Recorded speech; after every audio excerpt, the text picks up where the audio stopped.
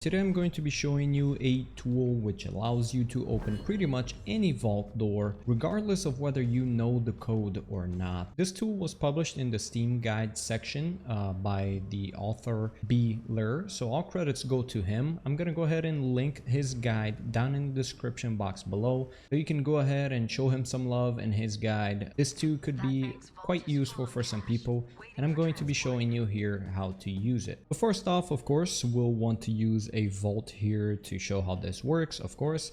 And one of the best examples that I can come up with is the no rest for the wicked vault.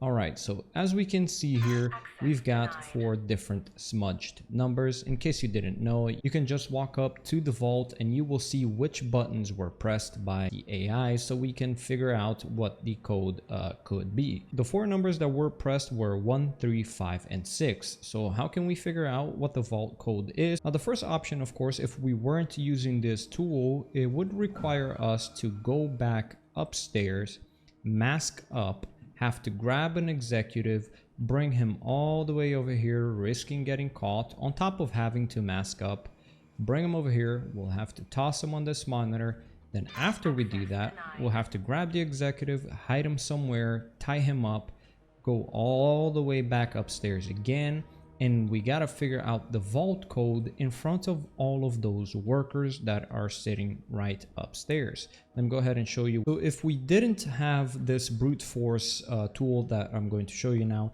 we would have to come back up here after taking an executive, and we would have to search for the code in one of these computers. And of course, as we will be masked up, this is of really high risk, as any of these civilians can see us and call for security, as well as, of course, possibly getting caught on the way of making it up here. So anyways, let's go back to the vault and talk about how this tool worked. Let's go ahead and use this tool. So here's the thing, we get the numbers and we're gonna pull up the tool, which is essentially just a Google spreadsheet.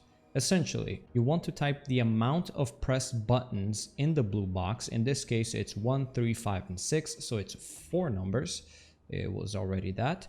And on the pink boxes, you want to type in the numbers that were actually pressed, which conveniently enough, this is almost accurate.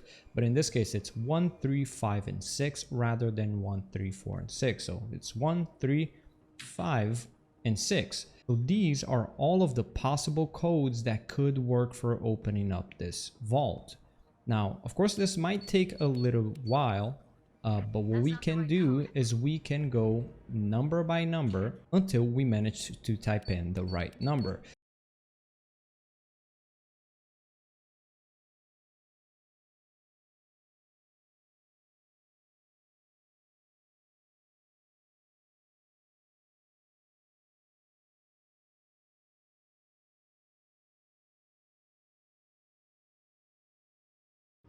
And there we go, we got the right number. It took us a whole 18 attempts. So as I was typing in those codes, I measured the time in between each code. You have to wait for exactly 10 seconds to type in the next code. So if I were to have to write all of these down to get it right on the last one, that would take us 240 seconds, which is about 4 minutes of typing codes. This can still save you a lot of time, even if it takes you a whole 4 minutes, because going upstairs to grab the executive, to bring him down safely, toss him on the monitor, have to go back upstairs again, possibly have to take control of the room with all of the civilians, to then get the code, to then come down, that can take you more than those 4 minutes. So this can save you a lot of time. And of course, if the code only has 2 pressed numbers, then you're looking at only 14 different variations, and that's only 140 seconds. So of course, it all kind of depends how many numbers are smudged. But at its worst, it's actually with 3 numbers, which could be 36 different variations, which is 360 seconds, and that's 6 minutes. So worst case scenario, by brute forcing the vault codes, it'll take you 6 minutes to do so. But the good news is we can do this completely safe, right? I got to this point completely safe. I haven't even masked up yet, and I can finish this mission completely safe without having to worry about too much. Since I haven't had to take down any civilians or tie anybody up. I don't know about you guys, but many of the times that I was caught in No Rest for the Wicked, is by tying up civilians and having them in places that actually got me caught. So as it turns out, not for every vault does it only take 10 seconds in between each time you type in the code. For this one in the Gold Shark map, it seems that in between each time you type the wrong passcode, you actually have to wait 20 seconds. So it's not always going to be worth it taking it like this. But I do know that for No Rest for the Wicked, every time I attempted to do that, it only took 10 seconds in between each time you type in. So it's really just going to be up to you whether you want to be using this tool or not.